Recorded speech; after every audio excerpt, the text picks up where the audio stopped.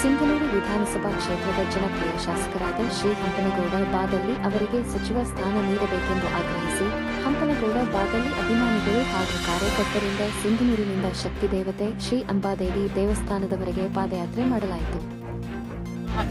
ನಾಯಕರಾಗಿರ್ತಕ್ಕಂಥ ಸನ್ಮಾನ್ಯ ಶ್ರೀ ಹಂಪನಗೌಡ ಬಾದಳ್ಳಿ ಅವರು ಸತತ 5 ಬಾರಿ ಶಾಸಕರಾಗಿ ಆಯ್ಕೆಯಾಗಿದ್ದಾರೆ.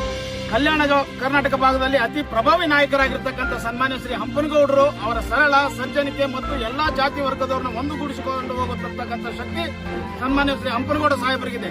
ಇಂಥ ಒಬ್ಬ ಸರಳ ಸಜ್ಜನಿಕೆಯ ಒಬ್ಬ ಮನುಷ್ಯನನ್ನ ನೀವು ಸತತ 3-4 ಬಾರಿ ನೀವು ನಿರ್ಲಕ್ಷ್ಯ ಮಾಡಿದ್ದೀರಿ. ರಾಜ್ಯ ಮತ್ತು ಕೇಂದ್ರ ಸರ್ಕಾರದ ಎಲ್ಲ ಹಿರಿಯ ಮುಖಂಡರಿಗೆ ನಾವು ತಿಳಿಯಬಯಸುವುದೇನೆಂದ್ರೆ ಸಿಂಧನೂರು ಮತಕ್ಷೇತ್ರದ ಇವತ್ತು ಸಿಂಧನೂರಿನಿಂದ ಶಕ್ತಿ ದೇವತೆಯಾಗಿರ್ತಕ್ಕಂಥ ಬಗಳಾಮುಖಿ ಅವರಿಗೂ ನಾವು 4,000ಕ್ಕೂ ಹೆಚ್ಚು ಜನ ಪಾದಯಾತ್ರೆ ಮೂಲಕ ಹೋಗ್ತಾ ಇದ್ದೀವಿ.